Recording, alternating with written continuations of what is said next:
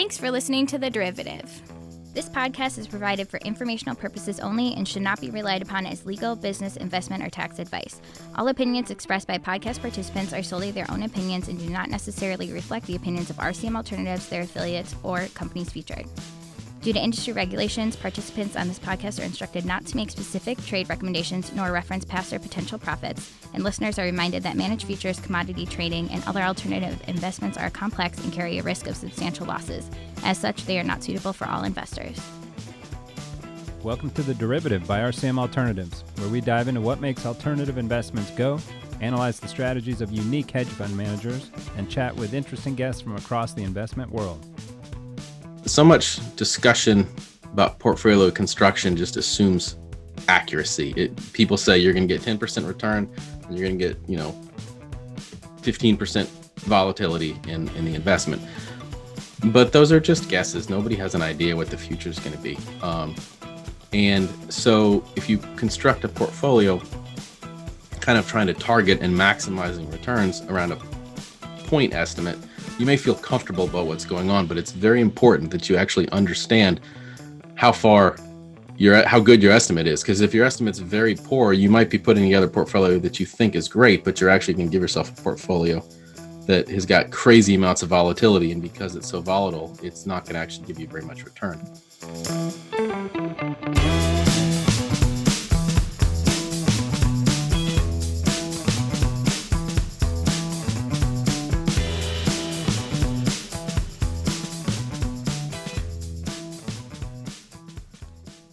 Hello, everybody. Welcome back. They say to get smarter, hang around smarter people, read what the smart people read, and so on. And many of our guests on here surely read Cliff Asness or Nassim Taleb's papers. But a growing number of people I talk to in the quant space are also starting to read the works of today's guest. We've got Matt Hollerbach, creator, researcher, and writer for the Breaking the Market blog, which dives into the nitty-gritty of portfolio construction, risk-adjusted ratios, rebalancing, and more. So I'm excited to see just what Matt is up to lately and dig into some of his recent works and thoughts on how he approaches everything. Yeah. Hi, Jeff. Glad to be here. Good to talk to you. Did I get the last name correct? You did. Yeah, it was good. So I'll start with, like, a year ago or so, you were on Just Don't Use podcast, the Resolve Guys podcast, anonymously, right? Yes. Yeah. I didn't have my name out there at the time. But. Yeah. So what was that all about? Now you've got your name out there and sort of planting your flag. Is it a little bit? I mean, the main difference is I started an actual company, and so I figured if I'm going to have an actual company trying to do business in the investing world, then I should have my name out there too. It made more sense to not be anonymous. So. And then curiously, I saw your one tweet that since you put your name on your Twitter handle, the engagement's gone down, right? Yeah, that was partially a joke. I don't think it had to do with my name. I think Twitter just changed their rules on some stuff as the way that they post things. But it just coincided with a couple posts that I did linking to my blog that were lower. But I think that's because Twitter is not promoting links to outside sources like they used to. Oh, really? All right. There's a gremlin in the algorithm. Yeah, we can talk another time about what Twitter should do to monetize their whole thing. Their stock's like basically a disaster when it's such a great tool. Well, I have no idea what their stock's doing. I don't pay any attention to that one, but I just use the product. Yeah, Galloway's always like they should charge by follower now, right? So like have Britney Spears, or this is how out of touch I am with that space, but have someone who has 2 million followers, charge them $20,000 a month or something, right? Yeah, well, they're getting the most benefit probably. Yeah, and someone who has 1,000 followers, maybe they'll pay $1 a month or $2 a month, whatever. So we'll fix that another time. Well, I hope they don't change it too much because I like it. It's fun to interact with people. I'd rather not have to think about paying to get on there and have people like my stuff. But right, and the FinTwit, as we call it, space in particular seems particularly suited, right? Of just people sharing ideas, sharing thoughts. Yeah, I mean, I'd lurked there for a while before I started a blog, just reading people's stuff. It's a good community because people share a lot, and there's a lot of people being open. I mean, there's some extremely accomplished people out there you can just message them and they'll talk to you about things. I also like using it because I can just throw out ideas on there that maybe I'm not 100% sold on, but you can get people to tell you you're wrong real fast and figure out if there's a flaw in your thinking, and if your view or your ideas actually make sense. Which I find surprising, not to age you, but you look about my age or so. So a lot of these, like, right, I'm a little hesitant to do things like that. I think older generation, not even old, but just a non-millennial generation is a little hesitant to be like, is this right or wrong? Like, they don't want to be told wrong, where these younger generations just throws it out there willy-nilly and is happy for the whole world to correct them. Yeah, I'm right on the cusp between millennial and Generation X, and I'm okay to a point. I definitely, some people take it to an extreme, but I don't just say something that I haven't thought through. But it's hard to think through all things in your own mind, because other people have different perspectives, and I'll hash it through as much as I can myself, and then if I think I got an idea of it, I'll just throw it out there. And sometimes I'm dead wrong, and that's a faster way to figure it out than it is to keep going down the path of thinking you know something. There's a great tool. Let me Google that for you. It's a passive aggressive way. So when someone asks something dumb, I've been known to, like, you go on this site and you type in, like, where is Navy Pier in Chicago or something, right? Right. You type that into this site that pulls up a Google browser, types that in, records it, and then you send the person that link, and it basically just types this question in for them. And like, yeah, that's good. It's good. We'll put that in the show notes. And so give us your background. You're an engineer by day and sort of quant blog writer by night. Yeah, that's a good way of putting it. So I'm a mechanical engineer. I do HVAC work was my base, but at this point I've got a team of people doing a bunch of different things inside buildings, planning, designing buildings, and working on, I guess, strategies of how to maintain them. Got any thoughts on the Miami building? Yeah, that's awful sounding. I don't know too much of the details. I mean, I know that, I guess, the ground may have been sinking up from underneath it, but I feel, I'm not a structural engineer, but I think that's probably the most stressful of all engineering, because this stuff doesn't happen a lot, but it happens every now and then, and they have to put their stamp and seal on everything they do, effectively saying that this won't happen. I mean, I think this one's a little bit more inspection and the fact that it's changed over time, but even then, inspectors have to go in and look at welds, look at connections. I've had teams of people do that in government, in buildings before, and it's a different animal, because the failure is big. Like in the HVAC world, if you fail, people get hot, and that's annoying. But it's not necessarily the end of the world. If you're dealing with data centers, it can be a little bit more problematic, obviously, but it's still not anything the same as the kind of engineering failure we saw down there. So right. That's interesting. I feel like today's world, it's moving towards, right, structural engineer. Of course, if the bridge fails, people die. If the building collapses, people die.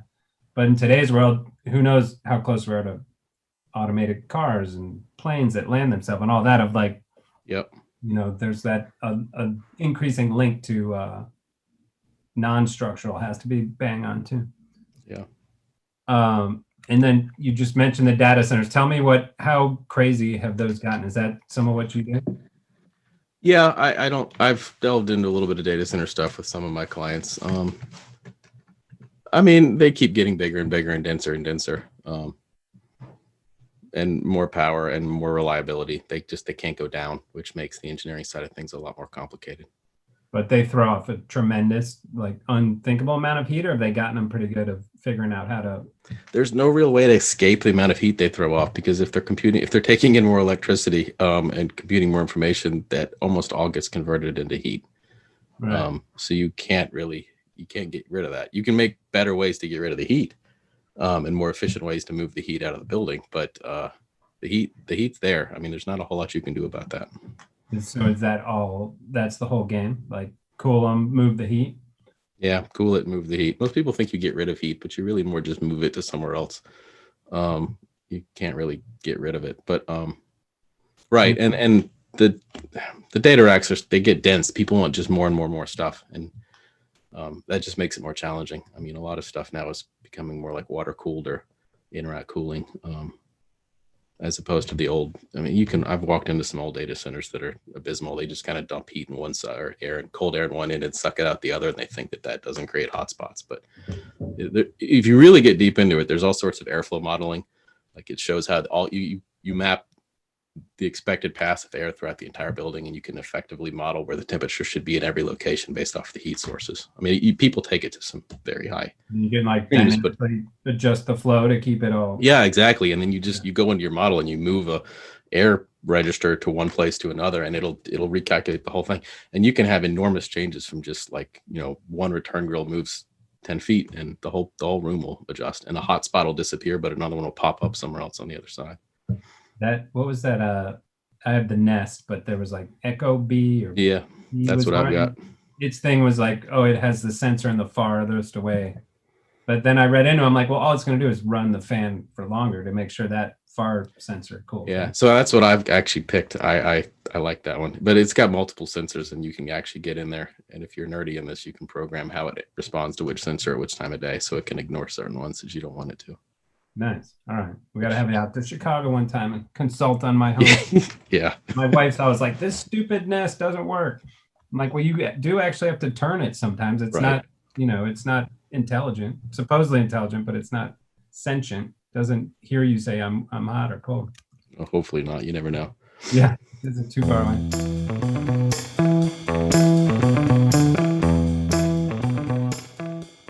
So many of our clients and even some of our guests, as we talked about, are engineers. So what do you think?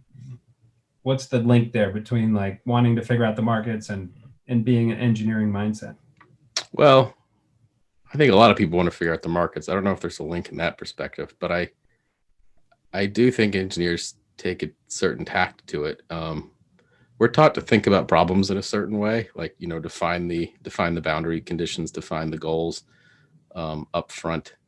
And I think you see a lot of engineers attack these kind of things from a very systematic standpoint. And the systematic idea, the structure nature of the way we try and invest, I think comes from our training I do think investing is a gigantic problem. And it can be modeled in very similar ideas to the way engineering works, where you've got an end goal, you want returns, and then there's all sorts of constraints on those returns. You have volatility constraints, you got your different tools you can apply, and so you're trying to figure out how to apply, bonds or stocks or golds or tail hedges or trend following or factors or all sorts of different things in different quantities and mixes and ways to meet those end goals. And then, like from an HVAC engineering problem, you want to stay the right temperature, but what that is it's a lot more complicated than that. There's ranges in what's an okay temperature. Nothing's precise in that front. And then there's different ways to accomplish it from like an energy efficiency standpoint. You can spend more money to get there or not. So, that can kind of relate to how fees work with investing. So it's a bunch of inputs with a handful of outputs, and that kind of systematic thinking. Engineers have had to do that on a lot of different challenges in the past. And so I've approached it, I think, similar-ish in that front. And I assume most others, because we go through such rigorous training in college to think differently. They go at it, we go at it the same way. I mean, I know that there are just stock picking engineers out there. I've had some discussions with some of them, but I feel like a lot of the famous ones have more systematic approaches. And how do you view it? I think we went into this with Howard Sau, of like, what if the market's not solvable, right? Like, so if you're working on some of these engineering problems, yes, there's a solution, but what if there is no solution? Is getting close good enough? How close can you get? Yeah, I mean, it depends on how you define success in a way. I mean, obviously you can't sit here and say that I want 50% returns for the next 10 years. At least I don't think you can. Maybe Jim Simons can, but I don't think anybody else can. So you have to put something out there that's reasonable as a goal. And then understand it's not precise. I mean, like when you're planning for a building, there's always a base budget early on. You envision that you need to build a new building for some purpose, some mission, and you say it's going to cost $100 million. But that number's not fixed in stone. And so like, as you work forward in design and come up with the solutions for the building, it's going to adjust and change over time. So does it ever go down? It doesn't seem too much. No, it doesn't. It certainly doesn't unless somebody starts removing scope. That never seems to happen. But yeah, that's just always in the back of my mind of like, and I know the answer is no. To me, it's like, no, it doesn't need to be solvable. Just the approach, the systematic approach is going to yield results. Well, and so the good thing about investing is at a base level, I think there's two goals, but technically there's no end goal. I mean, you really won't probably find making as much money. Nobody goes, I made too much last year. Yeah. The only reason they do that is because that implies that maybe they took too much risk. And that's the other side of the coin is the risk goal, I guess, is essentially zero, but that's probably never obtainable. I mean, I don't think it's not obtainable if you're going for anything more than the risk-free return. So because of that, you've kind of always got pie in the sky goals anyway. You theoretically want more return and you want less risk. And the perfect world is beyond what we're going to get to. I mean, like I said, we're not going to get 50% returns with very low volatility. So there's always kind of an obtainable, shoot for the moon, keep improving, continuous improvement kind of mindset in that front. We used to have on an old website like 10, 15 years ago was when investors fill out a form and it was like a slider. They could choose their return and their risk, except they weren't linked in any way. So they'd always be like 22% return. Right. Yeah. Drawdown. Right. It was never. So then finally we linked them and there was like, people are like, what's going on here? Right. And then they weren't happy probably with anything you put in front of them. Or yeah, exactly. A lot of them. Then it was like, how do you link them? 2 to 1? That's pretty aggressive. It's probably right. The reality might be half to 1 or even 1 to 1. They're like, oh, well, I don't want 30% returns with 30% drawdown. Are you crazy? Like, well, that could be the reality. Right. And you're a big golfer, you told me. So what sort of handicap are we talking about? I'm about scratch right now. I might be tripping just slightly under it, but roughly scratch. Slightly under meaning like a plus something? Yeah. I think I'm a plus 0.4 or something at the moment. Oh, that's awesome. And you played collegiately? I did. I played at Virginia Tech. I used to play a ton, which is why I'm a plus still. Because you get enough. I mean, the handicap system doesn't average your scores. It just takes your good ones. And so I get enough good ones around that I still look like I know what I'm doing most of the time. But so who did you play with? Anyone famous in the ACC there? Who was an ACC? So we weren't in the ACC. I'm old enough that it was before that time. I played in the Atlantic 10 and the Big East. We actually switched conferences midway through. But no, 2 of my teammates were on the PGA Tour, Johnson Wagner and Brendan DeYoung. And so then, what kind of score? What's your best ever? My best score ever? Yeah. 65. 65. Nice. I've about 30. Maybe I had 82 once. It was about I played golf a bit like how I try to invest. I didn't have a lot of volatility in my scores. I never made like 9 birdies in a round or anything like that.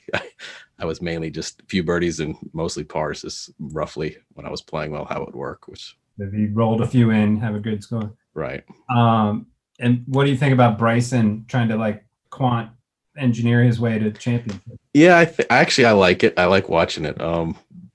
I mean, I don't know. I don't exactly like the way he plays, but I very much appreciate the way he's thought through the whole process and the way he attacks it. And I mean, I think golf's already been changing a lot over the last 20 years because of distance, and I think he just took it to a whole nother level.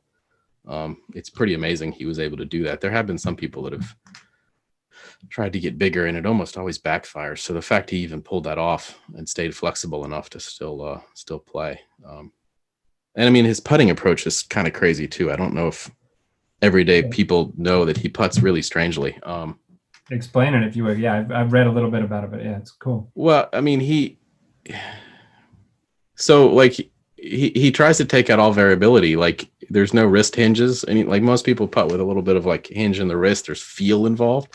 And he definitely has feel, but he tries to putt essentially like a straight line off of his shoulder. But he does it. I mean, so he's very locked. He's very angular, and it makes the club just move very piston-like.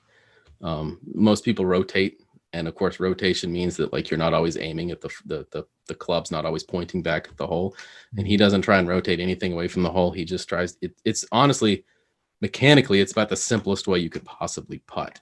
And then doesn't he do just pure math of like, as you said? No. Oh yeah. Oh, and then you get into his green reading stuff. I mean, he effectively just solves everything before he goes on the golf course, where he knows the slope of every single point of the green, and he's got a book that he's able to. He just looks at the book. He effectively doesn't have to look. Most people, when they play golf, for those that don't play golf, have to bend down and look at the slope and see if it's how it's tilted. And then you kind of guess and you say it's tilted this much, so I'm going to try and hit it 6 inches to the side of the hole, expecting it to roll down the hill. Bryson has mathed all of that out on the greens so that he essentially can just look at his green, not look at the hole, and go, okay, my ball's here and the flag's here, and I'm going to aim a foot to the right. And it's, as long as the green is smooth, it's right. Like he doesn't really have to think about it. And the distance too, does he like, it's 8 feet, I need to go back 6 inches and forward 4 inches? So I think he does that a little bit, but I have trouble thinking that actually works. I don't know how you get rid of that, like that from a field perspective. But from a line perspective, absolutely. And but I think the tour just said they're banning those books, so he's going to have to. Which is, I mean, push back against him, right? But he won the U.S. Amateur before he was doing that, so it's not like he can't play world class golf just putting normally. I think he'll still be fine. All right. I don't know how big a fan I am, but it is interesting. We'll leave it at that. Yeah, I mean, I just appreciate the different way he attacked it. I think it's most people just, they go the same. They approach things the same way. They look at what people did before. And Bryson said, I'm going to reevaluate this thing from scratch. And it's working reasonably well. I mean, obviously he's not the best player in the world right now, but he's doing very well. The cool thing was that last US Open, right, when he added the game theory component to it, right? So he's like, I can drive it a ton. Everyone else wants to put it in the fairway, so they're not using driver. I'm going to still use driver because I'd rather have a wedge out of the rough than a 4-iron. Yeah, I mean, he went through the stats of the whole thing essentially and said that if I'm 30 yards closer from you, it's okay if I'm in the rough. It doesn't make that much difference statistically. And he's playing the math. I mean, and that's what's interesting about it is he knows sometimes it's going to backfire, but he knows that when he does hit it 30 yards farther and in the fairway, he's going to destroy people. And, right. It's like Moneyball for golf, essentially, with his own body. Like, instead of building his team of stats, I'm just going to build it with. Yeah, that's Moneyball thing is exactly right. And I don't think he can be what Tiger Woods was with that, because Tiger Woods won, like, I mean, he had a stretch where I think he was winning every other round, and statistically, I don't think he can pull that off. But I think he can win a lot, because when when the odds go in his favor, he's going to win. And it's going to be very hard for people to beat him when he gets the luck going his way. I'm trying to get Theo Epstein on the pod. Still lives here in Chicago. So Theo, if you're listening, please come on. Yeah. But to talk through all that, he's doing some interesting stuff with all the overall baseball analytics.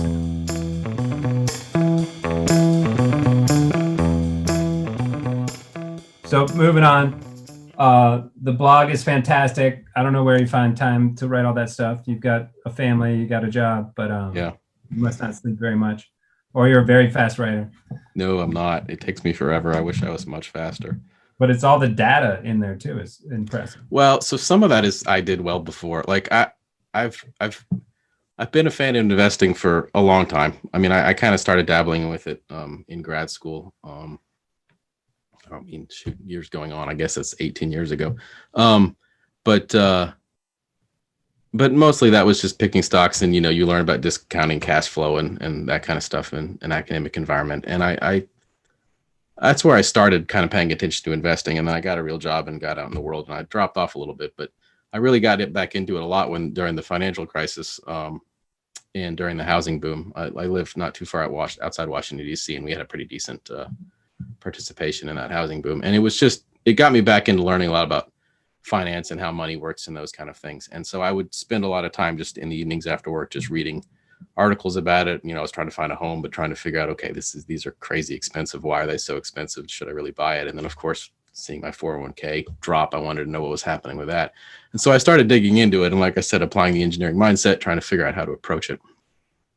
So a huge percentage of the stuff that I've put out, at least from a math perspective, I did like over the last decade. Like I pulled together the data. Now, I did have to learn that it may be good enough for me, but to present it, I do have to go back and refine a lot of it, which has been a little bit of a pain. But and I'm also starting to run out of those things, which is why my posting repetition is starting to come down a little bit, because I can't just go, okay, go pull this topic. I've already got the data. I just have to go massage it and write about it. So, I mean, a lot of, that's where the blog kind of started, was just my idea to start sharing the things that I've been studying and come up with my approaches and my methods and how they evolved over the years. But yeah, you're right. Some of the data stuff can take a long time to pull together, because some of the charts, I've gained a lot of appreciation from people that share stuff online, because you think certain 3-page articles took someone like 2 hours to write, and that's not even close to true. Yeah, exactly. And it's that aspect of it is a huge disadvantage. If you're at a big firm, they have the data warehouse and they can kind of just type it up and run the model. Right. Super quick. 1-2-man shops, you're doing it in Excel, you're doing all this stuff.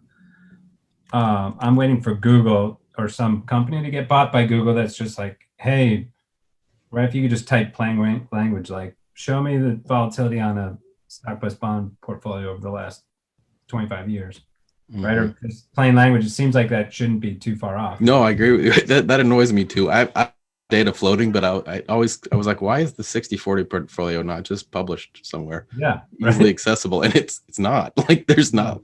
I mean, some of it's, I don't think everybody agrees with what the 40 is exactly, so that maybe causes a problem as to what the duration and the type of the bonds are. But that's not just floating out there to just snatch, and that's I found that strange. So when I feel like we've gone backwards, because now there's so many ETFs that people are like, no, you just use ETF as that data point. But well, the ETF only goes back so far. Right. Yeah. So once you get past the mid 2000s, you're probably torched and you have to recreate it.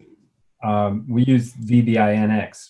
Yep. Mutual funds a good 60/40. Yeah, that's what I benchmark it against too. But like you said, that's if you're trying to compare yourself back into the 90s, you got a problem. So let's get into some of my favorite posts. You can tell me whether yours or not, but we put out on the RCM blog a little summary of your post on Tiger Woodsying, back to golf. Tiger Woodsying, is that Woodsying? You didn't say that language, but we used it. Anyway, of Tiger Woodsying your portfolio. So talk to us a little bit about what you were talking about there.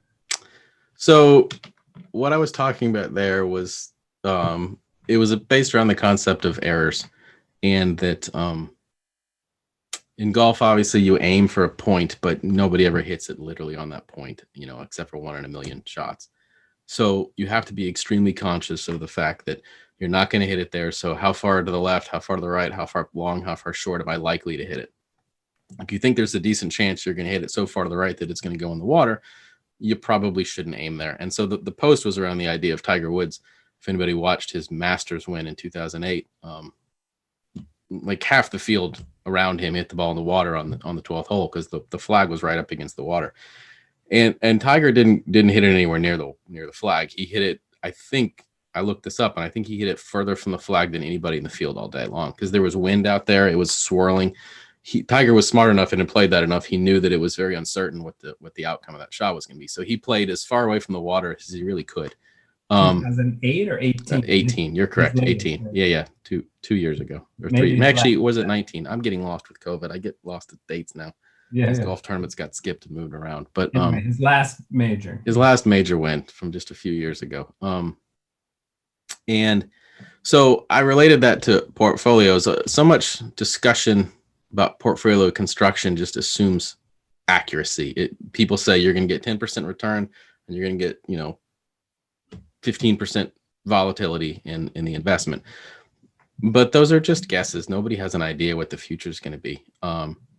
And so if you construct a portfolio kind of trying to target and maximizing returns around a point estimate, you may feel comfortable about what's going on, but it's very important that you actually understand how good your estimate is. Because if your estimate's very poor, you might be putting together a portfolio that you think is great, but you're actually going to give yourself a portfolio that has got crazy amounts of volatility, and because it's so volatile, it's not going to actually give you very much return.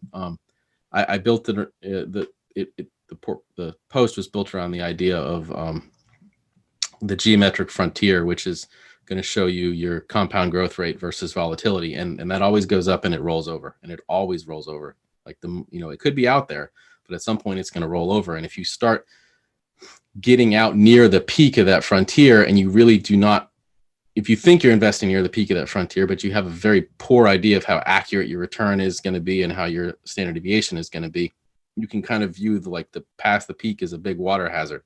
And if you start aiming at that point, you're making the mistake that everybody else in the field did, because if like you could end up going in the water and your portfolio gets disastered. If you try to do something like that going into COVID, you probably were way too aggressive and you lost a ton of money heading into the downturn last March.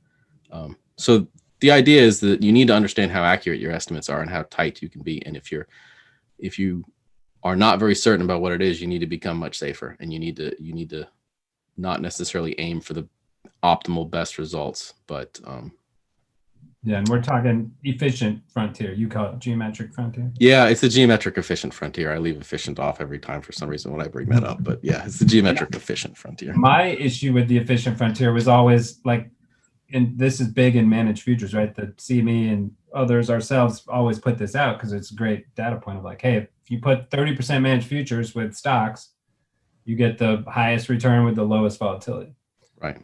And then it curves back. But like if you dig into the numbers, the volatility goes from like the standard deviation of like 9.8% to 9.6%. Mm-hmm. Right. So I was a little like, does anyone really feel the 220 basis, whatever that is, 200ths of a basis point of the volatility? So it's similar to you, like you could miss out on tons of upside trying to just shorten that downside a little, the volatility. And then a whole nother question of whether volatility is even the risk you care about, but that's right. Yeah, that's a whole nother discussion. But then so you're talking about it, and then is the concept like add errors into it, or just be cognizant of theirs? Because yeah, and it's a whole nother discussion into how you figure out how accurate your estimates really are. And I didn't really try and get into that in the post, partially because I'm not entirely sure I'm an expert on that answer yet either. But yeah. The point is if you look at something, you can mathematically pick a point and then and then realize that you're not accurate. So if I think I'm going to say a 20% volatility, but in reality, I should be honest and say it's a range, and I'll 10% to 30% volatility. You can go and calculate what your returns would be at those other percentages if that's what the realized future is, and then you can compare to, and then you can, and so that should be more of what your estimate of your portfolio is. And the interesting thing is because of that, because you're not going to get a precise answer in the future, you can actually get a better return if you don't aim as if the precise was correct. If you recognize that like 30% is way more volatility is way more painful than 10% volatility. So acknowledge that and say, okay, if I know I'm going to make a mistake, let's aim a little bit to the left, be a little more cautious. And then when I get, let's say, I'm just going to make this up, but let's say 6% and 26%, that portfolio is way better than the 10 and the 30 portfolio was. Yeah. I view that issue as like we have a client putting together a multi-manager portfolio, right? 5 CTAs. You put it in the portfolio. Historically, their correlations are great, and they zig when the other zags, and everything's a smooth line up.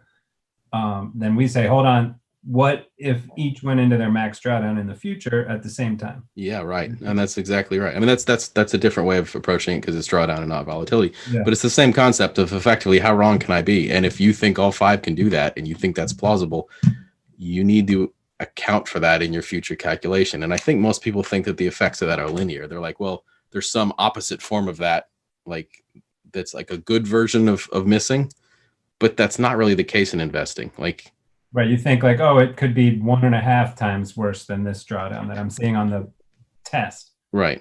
Well, no, it could be 6 times worse. Right. Well, there are like, investments that have crazy outside gains, and you can get things that go up, 10 times in a year. In bigger, more liquid things, I feel like it's far more common. And like effectively, I'm leading into like a left skew situation where like the S&P 500 is left skewed. Like you're probably, even though I think the S&P 500's, it's gone up a crazy amount in the last 12 months, but generally speaking, it doesn't double in a year. But it could easily half in a year, and it's done that many times. Like it's way more common for it to go down a crazy amount than it is to go up a crazy amount. Therefore, you have on topic right there. Have we flipped the script on equities? Is it now right skewed, and the risk is all to the right side? Yeah. I don't think so, but you're right. This past year has been something else in the returns that have passed rolling year at least.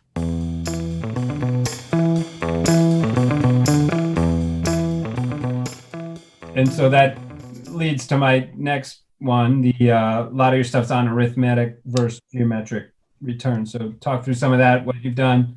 I hope most managers understand this concept. I've talked a lot on this pod with COVID of like most people we had on were early worriers about COVID because they understood geometric growth, right? And the other people who didn't were like, there's only 17 cases. What's the worry? Like, well, Yeah, right. That doubles every day. That's 1,000 in a couple weeks. It'll be out of control real soon. Yeah. So anyway, talk through some of your findings there. So where to start? Yes, so the big matzo ball. Yeah. Well, I mean, it's a lot of what I've written, so there's a lot to discuss on that front. So for those that don't know, the arithmetic return is the average return we think of if you just said, if you just take all the returns and just average them. The problem is that's not the same as what the investor experiences over time, because essentially if you go up 10% and then down 10%, you're not flat because you multiplied by 10% up and multiplied by 10% down. You're actually 1% down. You lost money, even though our first gut feeling is 10% up, 10% down. That's zero. I got nothing. But in the math of the way the market works, you lose. And so, you had $100, you made 10. Now you have 110. When you lose 10%, now you've lost 11. Right, because you lost 11, and that volatility drag, which is I guess the official term, it eats away at your portfolio. And so I believe that you have to pay deep attention to what that is and how it plays out. Like when we talked about last March, volatility obviously got very high. So if you followed my blog, you would have seen that it started getting scared of a lot of assets and started reducing positions, because that kind of volatility implies that the risk return situation is nowhere near in your favor, and it implies that, quite frankly, the market's got a decent chance of going down now, not necessarily because it's not going to return well in a plus 10, minus 10 perspective, but because if you just repeat that, you lose $1 every single time, and it'll just fall off.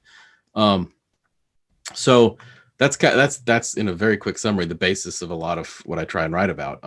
The thing is it's not intuitive, because our minds ultimately very quickly go to the addition part of it, but so much is affected off of the up and down, or off of the multiplicative side of the geometric return. So I ended up doing a post over the winter, effectively saying that the arithmetic return doesn't exist. It was from an investing perspective, but because we invest every day, and we're invested every day. I mean, I guess you could be pulling up, but most people invest every day. I'm getting up there in age, but I've still got a lot of time left in my investing horizon, hopefully. Yeah. I'm going to have thousands of days left. I'm going to have, hundreds of months left in my time. I've got a lot of compounding to go through. And when you compound returns over and over and over again in large quantities of compounding, you get a wider and wider spread between the arithmetic return and the geometric return. So when you see somebody say, I think you can get 10% a year for the next 50 years of your life, and you put that in there, that number is probably just a fantasy. Like, your chances of getting that number are, I'm making this up. The blog will actually probably explain it in the post, but you got maybe a 2%, 3% chance of actually getting 10% every single year if you're told that that's the arithmetic return. Because if you then have, let's say, 20% volatility on it, your geometric return is going to be 8%. And so when people talk about the arithmetic return and they pretend like it's something you can actually obtain, and that it's something that you can get in your portfolio, if you look mathematically, it is technically possible, but the chances of it happening are so low that why anybody would ever plan for it or try and go after it, it doesn't end up making any sense. And are you talking like when I'm reading a mutual fund tear sheet and it says like this had an 8% average annual return? Or are you talking like when a pension is like we're targeting a 8% annual return? Or both? Well, both. It depends on the words they're using and what they're targeting. I actually, this is a pet peeve of mine, and I think the investment world, I pay straight every time I look at, an investment, prospectus or brochure. I'm always looking to try and figure out what they're talking about, because people often just say returns, and it's not always blatantly clear what they're discussing. And that disappoints me. But the NFA in the futures world made us long ago, right? On our materials, it has to say, when we say compound annual rate of return, and then the definition is the rate of return, the annual rate of return, which, if compounded over the listed time period, would equal the listed total return. So there's a lot of moving parts there. Like, okay, that those only exist in relation to how long you've been invested and the return on those years, right? Right. Moving on, trend is hot air, which kind of tied in with this concept, right? Of the Yeah, it did. Actually, that post I wrote about the arithmetic return didn't exist. It used to be part of that post, and I had to break it out to make it consumable for people. Yeah. So a lot of eyes in my space, right? Like, trend is hot air. What's he saying? Trend sucks or what? Yeah, no, and I was saying the opposite, but it was a little bit of a clickbaity title to get people to think they were going to violently disagree with me, and maybe some people still did. But so that idea, and this one plays off of engineering. When you look at hot gases, literally hot air, the position of any individual molecule is a guess. Like, it's pretty much impossible for us to know where they are and where it's headed with its velocity. But if you look at the whole thing, if you look at the whole ball of gas, all the air in a hot air balloon, you can know pretty well what the properties are. You know what the temperature is. You can know what the pressures it's exerting on the side of a canister that it's in. Like, it's not really a guess at that point once you've collected all the molecules together. And so the point of this post was to say that I think stocks work similarly, in that individual stocks are kind of like molecules of air. We really don't know what they're going to do. Maybe they're going to go up, maybe they're going to go down. Who knows? But when you collect them together, the properties change, and the reason they change is essentially because of the arithmetic return not existing, and that all of a sudden what really drives the behavior of the whole group of them is the geometric return, and that is dependent on how concentrated the stocks are essentially in the portfolio. So what I did is I took in that post is I took a random, essentially I made a made up index with random coin flips, and said there's 100 coin flip stocks that are just going to work through time, and we're going to start. Say stocks, but we could be talking assets or yeah, sure, in anything, right? And it's essentially that the fake stock. I don't remember what I used, but I think I said maybe 30% up if it's heads, and 25% down or so if it's tails. And then I had a portfolio of those together, though. So I was tracking every individual one's return, but I just reported and showed the trajectory of that. Imaginary perfectly random stock index. And I set the parameters up to emphasize this. So, you could see every time you ran this randomness, it went up and it flattened out and then it rolled over and then it fell off to nothing. And it does that every time. And that, of course, is very unusual to wrap your heads around, because you think randomness with a positive arithmetic return should continue to work up. Could be crazy, but it should continue to work up. And this doesn't do that. If you look at the portfolio, it rises up, flattens out, and goes down. And by definition, each component was set up to be positive expectancy, right? 30% on Yeah, that. right. Each one should have made money over time. Now, they all had a negative geometric return, which is what made it eye pop and actually roll over. But because of the volatility drag we talked about. Because of the volatility drag, that's why it rolled over. And so what that meant was, I put a second indicator underneath the chart it explained how concentrated the wealth was in the portfolio of coin stocks. But the point of that was to kind of actually show where the internal portfolio was from a geometric perspective. So if the portfolio was concentrated in just a couple of stocks, without trying to get too much into the math, what that meant is it was going to behave more like the geometric return. Whereas if the portfolio was very spread out in wealth amongst a bunch of them, it was going to behave like the arithmetic return.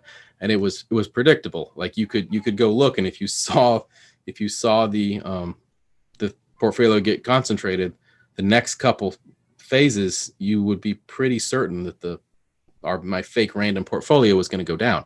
And if you saw it become diversified, you could be pretty certain that it would climb upwards. So back to the stock world, obviously stocks aren't coins. They're a little bit more complicated than that. But stocks have correlations with each other. They also have concentrations. Interestingly, if you look at times when like the S&P 500 gets highly concentrated in a few stocks, it is more likely to go down. Right, it's or like financials before 07, 08, or energy. Yeah, exactly. And then they have internal correlations to them as well, so that if stocks become very correlated to each other, right? You can't have correlations in coin flips, but if stocks are very correlated to each other, then that would imply that the return should flatten out. But if stock correlations become very uncorrelated from a pure randomness perspective, that it implies that return should come back upwards. And so because correlations and volatility in stocks show a tendency to cluster, to effectively stay similar-ish over time, what that means is from a pure randomness perspective, if a stock market index is kind of in a certain world where it's got a low correlation and a little bit of return, you should expect the index to probably stay in that state of climbing. Whereas if the index is in a high correlation world and maybe going downwards some, until the correlation snaps out of it and changes, you should expect it to continue to generally stay in that state and continue to work in that position until something happens. Like in my coin flip scenario, you could see when it flipped because it might be overly correlated, it might be concentrated in a couple stocks. But then if those two stocks had a bunch of really bad returns and some of the stocks that were farther down had good returns, all of a sudden it became diversified and it changed the whole internal compilation. And so if you're tracking that, you could all of a sudden go, okay, different world now, it's going to turn up. And so theoretically, the same kind of thing can happen in the stock market where you see something all the stocks correlated, and then things change and then they all of a sudden become uncorrelated, and you can kind of think, okay, things are going to flatten out or turn around. And so tie that back with the trend, the clickbait. So you're just saying, right. So what I'm essentially saying is that when it comes to assets trending, that there's this general idea that shouldn't be possible in financial markets, that it's not a thing. Like the efficient market theory kind of says that shouldn't be possible. However, if you look at the physical world, like I said, with molecules and hot air, the properties of the collective don't behave the same as the individual. So the idea that you can believe in an efficient market at a stock level and believe that stocks trend, and that's actually and believe that stock indexes can trend, or essentially collection of assets. You can do the same thing with commodities as well. Yeah. And it all jives. Like the math still plays, and you can. It's not inefficient to believe that something trends like that if you're just saying that the individual components are purely random. The big higher level indexes or collection of those groups can show those trending, and it can still be all efficient. And then I'll take it a step further. Like you can have inside an individual market, like cocoa or something, right? Like the players are all random. Yeah, right. And I didn't talk about this in the post, but I started trying to run through this in my head and said, all right, should this make me question some stocks? Like if you have like a conglomerate stock that has a bunch of different companies all over the place, right, in different sectors that aren't related to each other, should that work the same way? And in theory, maybe it should. That like if you could like Apple versus GE, right? Like GE had 16,000 products and things and turned over. I mean, there's a lot. Yeah, and that one, obviously that's not the best example there. I didn't write about that because I'm not sold that works that way. But but I mean, your commodities point is dead on, and I think coming from not being in the financial world for a while, commodities are a little bit they're a little bit scarier for the average investor to get into and touch on. But when you look at the environment, not in this podcast, I know you guys are, and I'm just saying that your everyday average engineer that doesn't love finances is probably not talking about the cocoa market. Yeah. But I do wonder about like commodities index, and if we go back to like commodities index trending, especially back when they did a lot in the 70s and 80s, how much this played into it. I don't have the data to evaluate that myself, but because they are, for the most part, generally uncorrelated, except for really big times of stress. How much that would have played into some of those things. There you go. New post.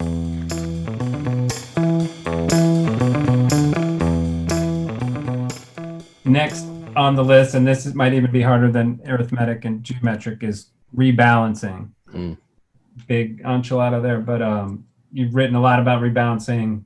Just start high level, or what's your favorite thing you found there? Well, so I think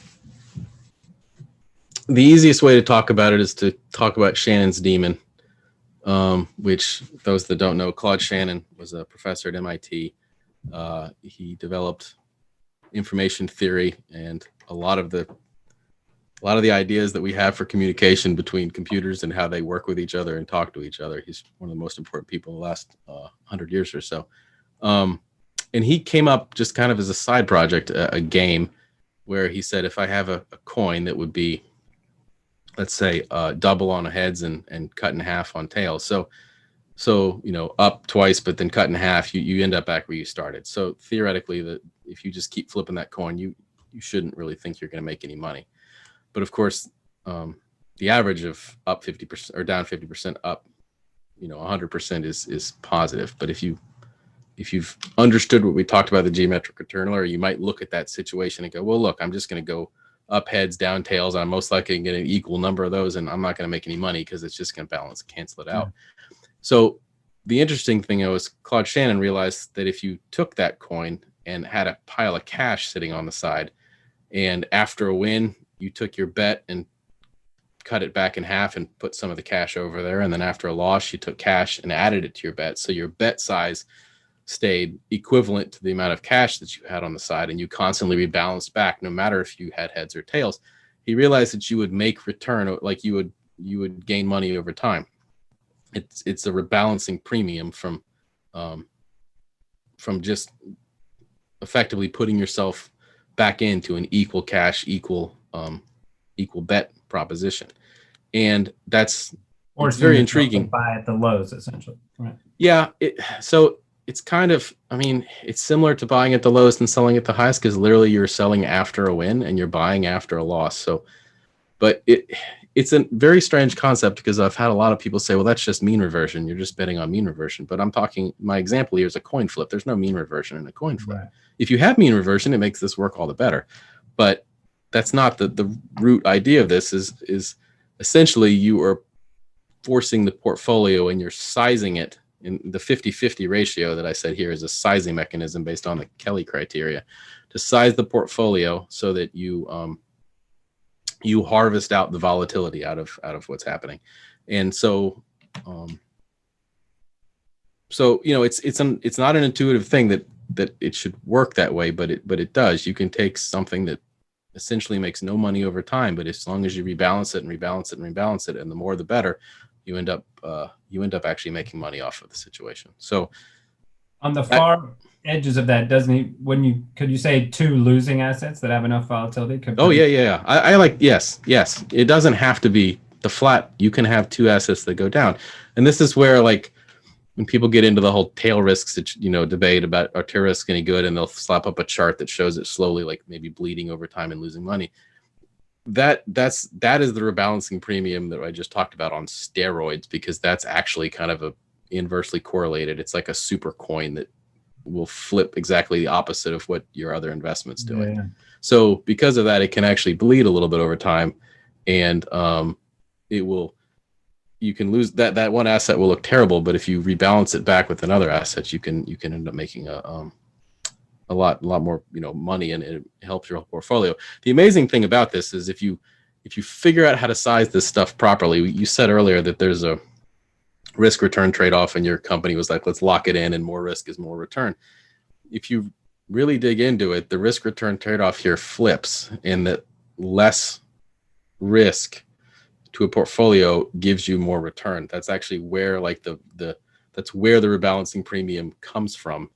And that by holding 50% cash, I'm reducing my risk at the same time increasing my return. Or holding, 10% tail hedge fund reduces my risk because I don't experience the drawdowns because of the tail hedge, but it increases my return. And essentially, my own strategy that I talk about on the blog is that very focused on just 3 uncorrelated, highly liquid common assets, which is the S&P 500 or some form of a stock index, long-term treasury bonds, and gold. Kind of a dynamic version of the permanent portfolio a bit, if you will. Hold that thought. We're going to get to your strategy. So one, I'm going to tell the Mutiny Funds guys to launch a crypto coin called the Super Coin. And that would be the whole thing. The Super Coin rebalances when the stock market goes down. So we'll coin that term, coin Super Coin. But 2, I have this argument with Jason Buck over there all the time of like, I get it. I get the math. I get the concept, but show me one real life example of 2 assets going down over time that rebalance into positive returns. So to me, the problem is it's too cute of a toy model, and it's like the sawtooth effect. Right. In real life, you never get that perfect sawtooth effect, and it never really happens the way it should. Yeah. So the danger, I think that there are some that go down over time that rebalance improperly, but there aren't many. And the really big danger is when you start working on the edges of this idea, you have to get the ratios right. A lot of people take the Shannon's demon and they see the 50-50 and they think that it's 50-50 for whatever I want to throw in the mix, right? Yeah. Equal weight for anything. And that's not true. You have to get the ratios correct based off of the properties of the assets, the volatility of the asset, and the correlation of the assets to the other thing.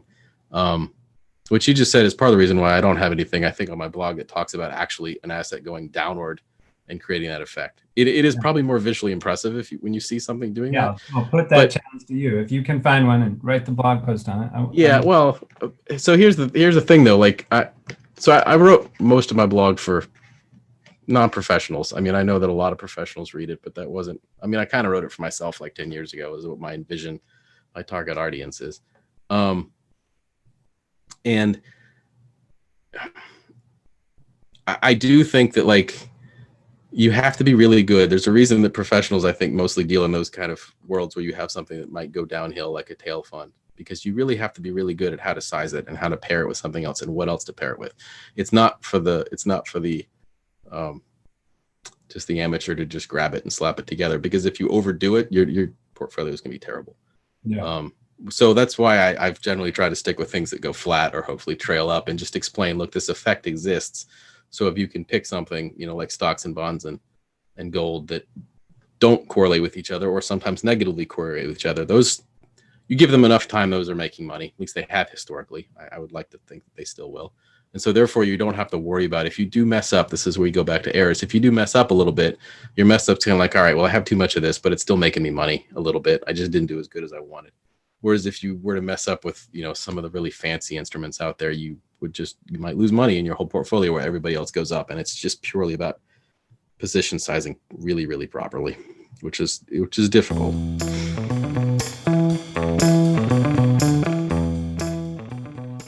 As you said, the blog wasn't just to educate people, it was more of documenting your own journey. Yeah, that's both. Educate people, give people a chance to tell me that I may have messed something up.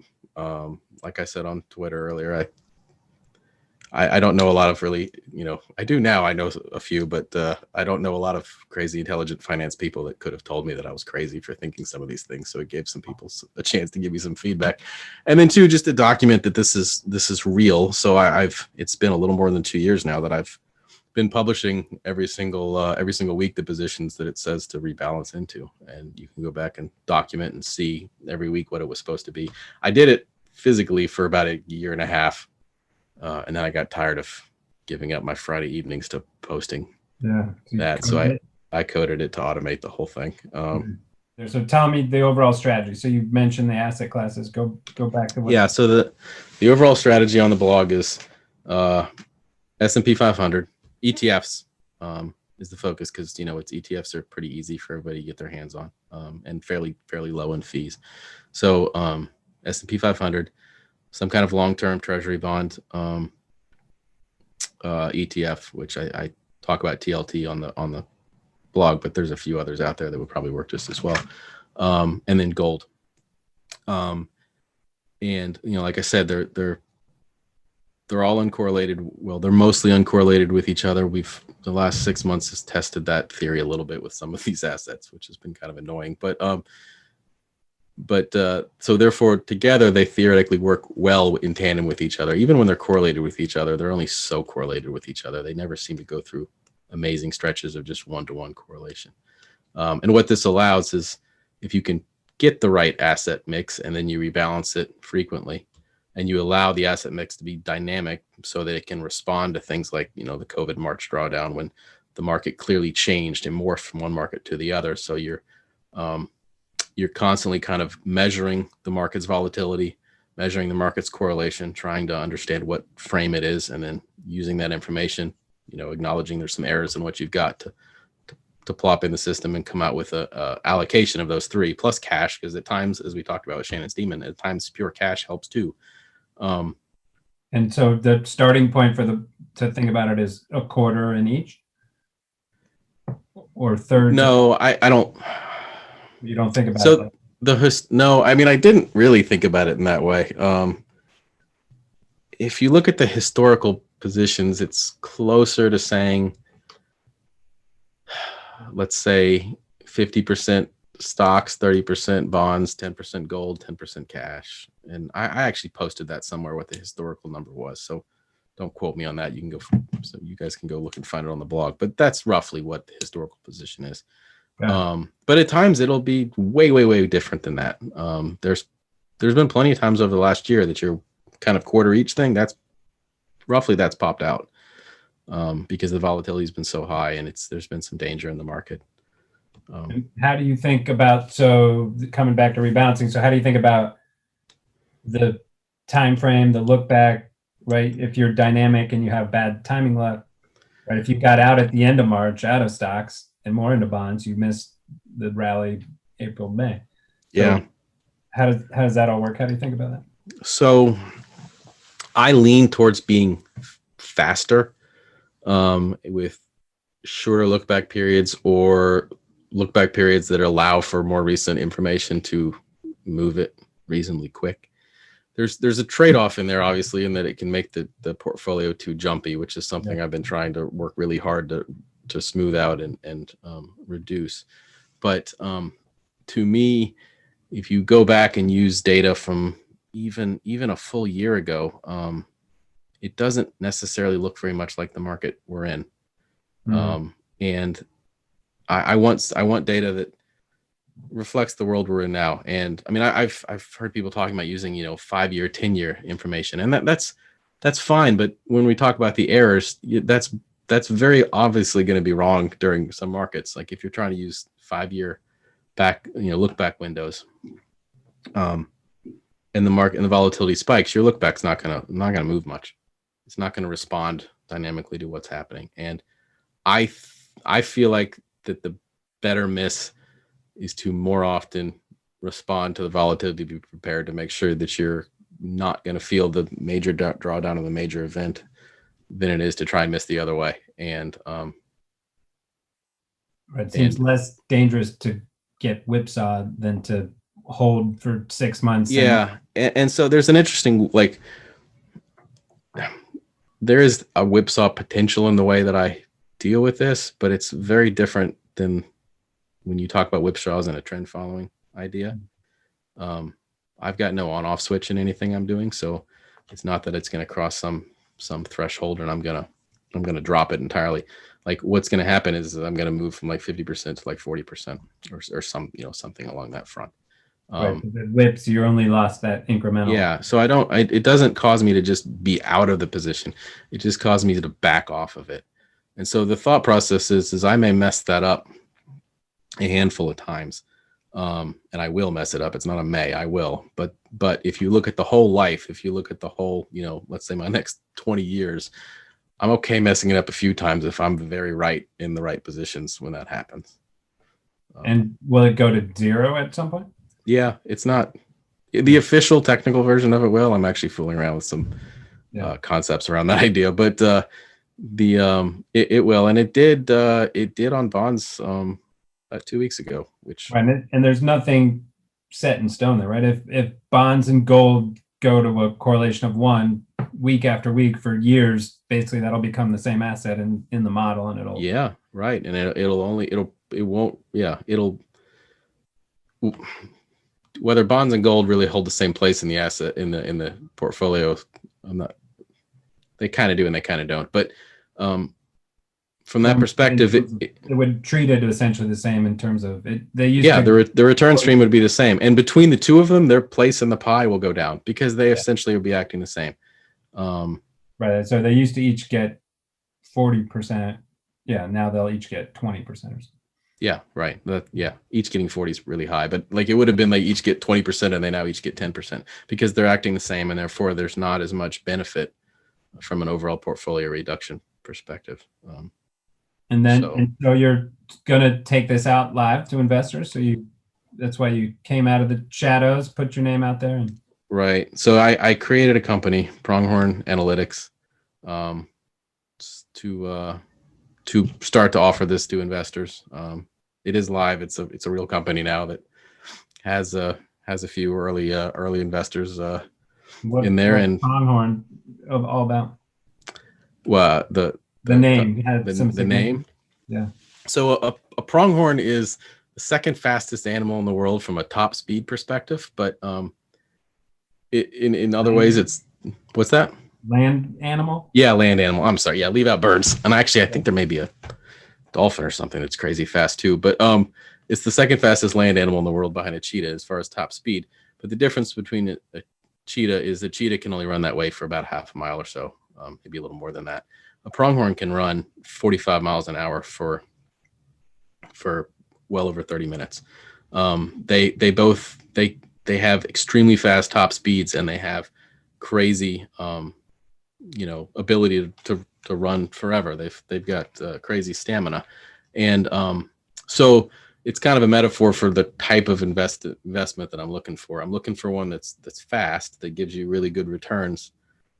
Maybe not the best in the world for the year. Maybe there's still some cheetahs out there, turning out amazing things, but the returns are going to grow and compound a long time, that they're not going to have to take breaks. You're not going to have to sit down and endure, bad years and no return for stretches.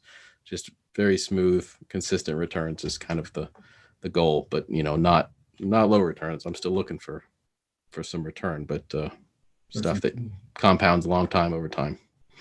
Some peregrine falcon. Yeah. Mostly, but even they have to land every now and then. So exactly. So talk through a little bit. Were you ever had a financial advisor, looked at different hedge funds? How did it go of you know what, I'm going to do this on my own? I don't trust all this outside advice or outside advisors. No, I've never had a financial advisor. I don't know. I guess I'm independent. I like to do things by myself. I've made random pieces of furniture in my house. I like to try and see if I can pull stuff off myself. And so that's where this started, with just me poking around. And right. As I started looking at what I thought, either in back tests or what it looked like I could do in my actual live stuff that I was doing myself, and I was like, this doesn't seem to be that much worse, if not probably better than a lot of what other people were publishing out there in the world. So, and do you ever worry you're too clever by half, right? You're doing all this work and research, and the guy who just listened to his golfing buddy and bought some Netflix and Apple is doing 80% better. Yeah. I don't think I worry about that from a long-term perspective. That's a little bit on a short-term perspective. I mean, that's obviously true. If you look at the last year through now, there's been a lot of people making huge amounts of money. Right. And I've done fine, but no, I'm not wowing anybody. I liked Twitter back in December when people started posting their annual returns, and there were some eye-popping numbers of people humbly saying what they accomplished for the year in their own personal portfolios or unbelievable funds. I've always found that and you think the other shoe's going to drop and they're going to get hurt, and some won't. I mean, I'm sure some of those people are spectacular investors and they'll keep it up, but if you haven't seen stuff go through multiple cycles, I don't know how you really know. I mean, people can do amazing things through one phase of a cycle, but life is repetition. It's compounding. You have to be able to, if you're worried about the long term, you got to be able to see how it works through a bunch of different cycles and phases. And so coming back to your model, would you, in that turnover effect, would you think the more assets you add to that, you might have the same turnover effect, right? Of like the volatility drag? You mean like if I added Bitcoin or commodities or something like that to the whole thing? Yeah. Yeah, I mean, on paper, that's better. There's a bit of a trade-off there too, in that there's more variables, so there's more uncertainty as to what I'm actually putting in there. And I think that if I had, and I've run models with 4 and 5 different stuff in there, different assets, I do think turnover would go down a little bit if I had a little bit more in there. But where things get complicated is when you start having assets that start getting more correlated, you can get some really crazy swings in the allocations. And I don't want that, because I don't want to see all of a sudden. I don't want to see one day, foreign equities go from 10% of the portfolio to 60% of the portfolio and then right back. I mean, there's a few times that I already get those kind of swings, and that can be concerning. When it's back to geometric, right? Like a horse wager, right? If I have 3 horses in my trifecta box versus 4 horses, right? I have to multiply those together. It's not just one more bet. It's essentially 12. Right. And the way the math works out, there's diminishing value to adding more and more stuff in there.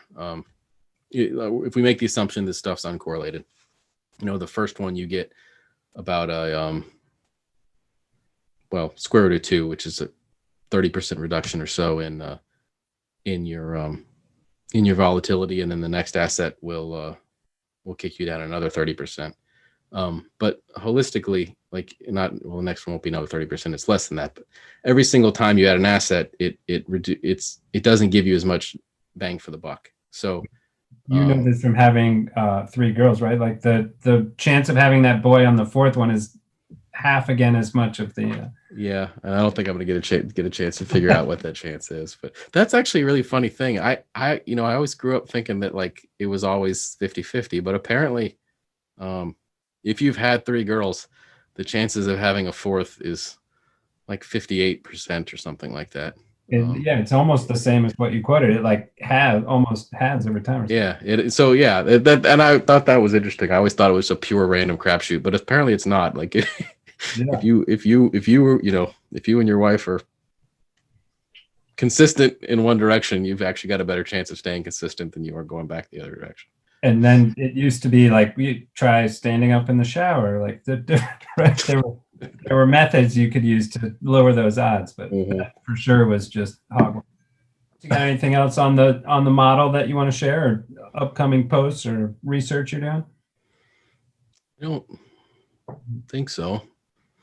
Future posts, I'm way behind on posts. I start posts and then I don't finish them because I get the rough idea down and then I hate editing them at the end. But I think 2 posts away, I'm going to do something on not why volatility clusters, but just kind of showing that it does. It's really important that that's true for my method to work, because if it's not true, it starts to cause problems. But it's amazing how many people don't really grasp that it does cluster and what that means. That's been one of. Sorry, I was just gonna say some people believe in this phase shift too, right? Right. So it's yes, it clusters, but then it'll phase shift immediately to a new cluster. Yeah. But then it doesn't usually it doesn't phase shift back right away. It usually stays up there for a while. And that's why, that's a danger, that you get a major jump. The really big problem is if you got a major phase shift and then 2 days and then you went right back to where you were. That would decimate my strategy if the market started doing that kind of thing. But right, when I hear you basically you're saying I need correlations to hold. Yeah, right. And they're famous for not holding, right? So But I Well, guess yeah, there's correlations are much trickier than volatility. But volatility, it doesn't seem to just. I mean, it'll change, but generally when it jumps, it kind of stays in that world. And the interesting thing is, like, there's some deep academic papers about this. There's just not a ton out there that's really straightforward and, like, something an everyday person would grab that's not posted behind an academic server somewhere. And so I've come across a lot of people that said, yeah, but none of that stuff's actually predictable, or like it doesn't cluster. It's just all pure randomness. And I'm like, no, it's not. But I try and stay away from, like, throwing a bunch of stochastic equations into the blog, because that just causes people's eyes to roll over. So I've been working for a while to figure out a way to actually show this to people that doesn't seem. And where did you get all the math knowledge? Of being the engineer, or you like had a Mostly math background? Yeah, I mean, mostly I had to take 4 levels of calculus or so in college, and then I've had to kind of try and teach myself some of the stochastic stuff because we didn't get into that as much. But yeah, it's impressive, and your ability to just kind of break it down into simplistic terms that everyday guy can understand, or gal.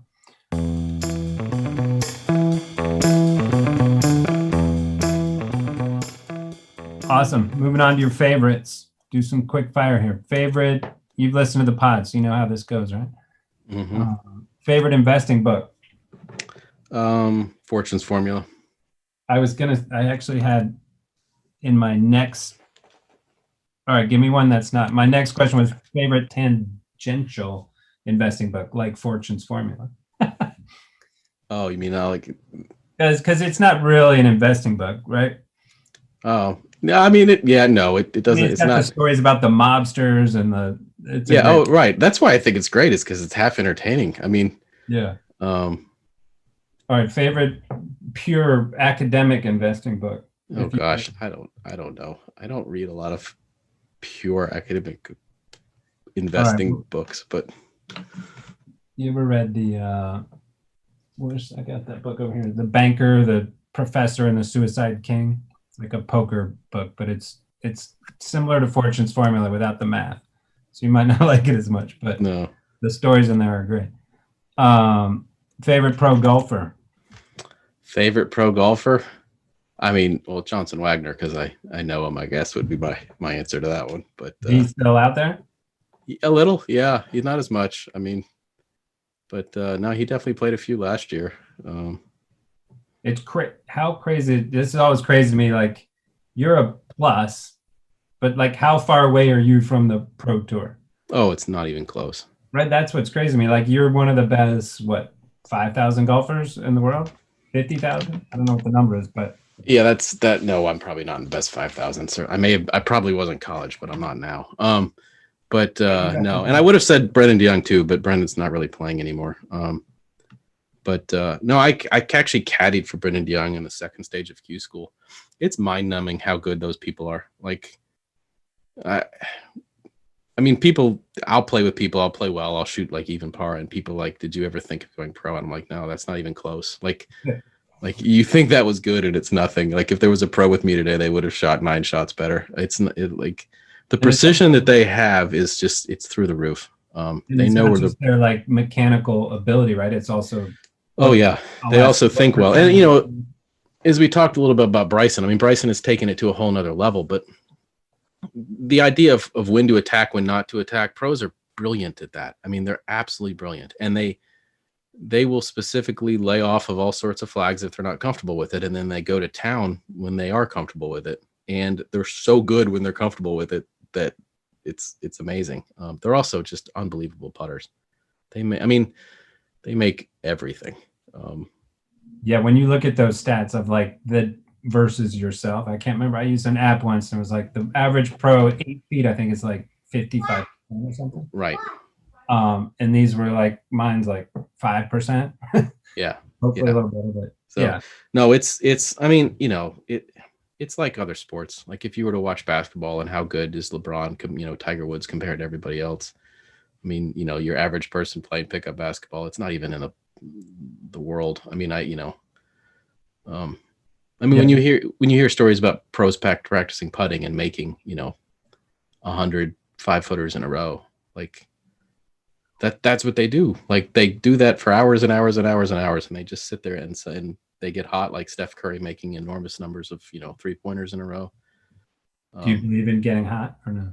Oh yeah, no, absolutely. I've got a post on that too. It's that you absolutely get hot. Statistically, they're saying no, there's no such thing. No, that's kind of been proven to be actually bad statistics, but really, yeah, because that was all the thing for a minute. And I'm like, it makes total sense in basketball, right? If you get nervous, you kind of shorten your swing. Like it's not mechanically the same every time. Yeah, and I mean, right, and it's the same thing in golf. You feel comfortable and like you feel like you've got it. And I don't know, if you haven't experienced it, I think almost everybody that's played golf a little bit knows what I mean. Like you just got a round that starts off good and you don't feel worried that it's going to go away. And that's get worried it's going to go away. I think you're the exception there. The rest of us feel like it's going good. No, I think it's going away all the time now. But sometimes I don't, and you don't know why you feel that way, but you just do, and it goes good for the rest of the round. But favorite golf course you've played, and then favorite golf course you want to play that haven't yet gotten to play. Augusta National, and I played it. Yeah, nice. I did. It's as beautiful as you'd expect. Yeah, it's pretty spectacular. I played it in college. And what'd you shoot? My buddy is like a 5, and I have this bet that'll never get cashed that he would on Masters weekend wouldn't break 100 there. Is he a good putter? If he's a good putter, you might lose that bet. I shot 70. I shot 77. Nice. I think it's such a great course because for the members, it's not overly hard if the greens are not rolling 14. Yeah. Like but it's still very challenging for the, best players in the world, obviously. And if you don't know how to putt well, you're going to shoot a million. Well, and I'm like, if you just for the first time showed up there and their championship weekend, you might putt one into the water or something, right? Yeah, you absolutely could. I mean, I think that happened this year in the Masters. I think some people putted it in the water, and they're the best players in the world. So if you're not really good at the short game stuff, then you would shoot a billion there. But it's favorite course you want to play, yet to play? Probably St. Andrews. I've been to Ireland to play golf, but never Scotland. And I'd like to see where it all started. And yeah, all right, the home of golf. Let's do it. Let's set up a trip. You ever played out Bandon Dunes or any of the Kaiser courses? No. That's awesome. Torrey Pines is the only place on the West Coast I've played. That was a while ago. Awesome. Last one. Favorite Star Wars character? R2D2. R2D2. He's like an engineer, right? A little bit, yeah. He's kind of mischievous too. A little mischievous. I didn't like when they threw on the little rocket boosters in the prequels. Like you can't improve. We went back in time, but can't go backwards and make things better. Yeah, I think they have a story arc for a reason. That's true. I haven't seen the last two, so I couldn't tell you if R2D2 is still my favorite based on that. But as far as the first 7 or so movies, he still gets the job done. Yeah, you got to go watch them. You do Disney Plus with your kids, have them watching Mandalorian and Bad Batch and all that. Nah, I've not watched Mandalorian, but no, we have Disney Plus, so yeah. I mean, you have kids, kind of have to, don't you? Yeah, right. It's all princess movies all the time, pretty much. Favorite princess movie? Favorite princess movie? I don't know, Aladdin maybe. That?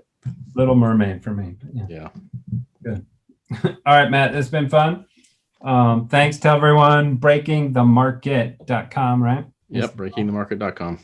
I always thought it was Breaking the Mark, but that doesn't make any sense. No, that's because my Twitter handles that, and I ran out of words. All right, that's where I got letters. I imagined it, but BreakingTheMarket.com. Yep. We'll put all your other stuff in the show notes, and we'll talk to you soon. Best of luck. Great. Thanks. The Derivative is brought to you by CME Group. CME Group is the world's leading and most diverse futures and options exchange. For more information and educational resources about futures and options, visit cmegroup.com. You've been listening to The Derivative.